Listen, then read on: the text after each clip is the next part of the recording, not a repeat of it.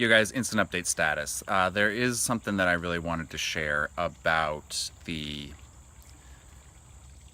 policy of, well, here's what it is.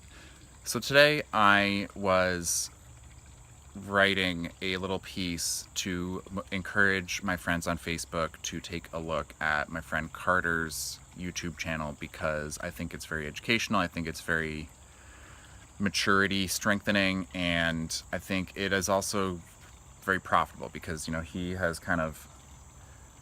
really bitten off a lot of the low-hanging fruit in understanding the cryptocurrency market, and now is kind of an important time for people to get involved in that. So I wanted to spread that knowledge through a little further into my network so that people can enrich themselves and kind of lift up the whole network. And what I observed was that he has accumulated this knowledge extremely quickly. And the reason I said that was because I knew that the reason he began doing crypto videos was because of the results of a poll that he took from his followers. And so he started making these videos less than 2 months ago. And so I was like, oh, well, look how much he's learned in these 2 months. It's amazing.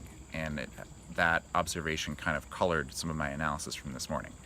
But then when I was watching the rest of his video, he's mentioned something about how long he's been actually following the industry. And it was a little longer than I realized. So I was thinking about the pacing of telling your information versus narrating your story, and giving people the conclusion versus giving them the narrative, and telling them why they can believe you, and giving them those higher order hints about whether they can trust you.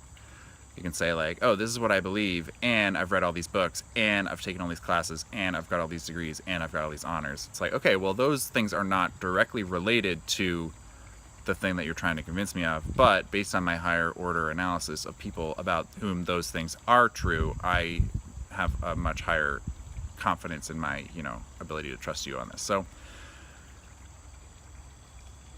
looking at gurus and how they always start off by telling their story, there's obviously something there. But the frequency with which you tell your story is also important, because by omitting that detail for long enough, he was able to motivate me. It made me think, oh, I can do this too, and it won't take me too much work. But then he dropped that in there and he's like, oh yeah, by the way, experience also helps.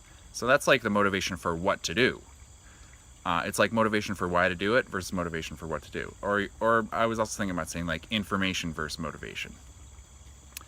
And so that kind of got me thinking about, oh yeah, let me go back to what I used to be motivated by, which is the voting, electoral reform, my book about electoral reform, expressive voting, and the information about maglev trains, things that have been catching my interest for decades, but can still hold my interest. And the frequency with which they pop up into my head is lower, but the strength with which that wave crests into my consciousness is still pretty strong. So just wanted to tack that on there as well. Thanks a lot for being part of my channel, and microphone out.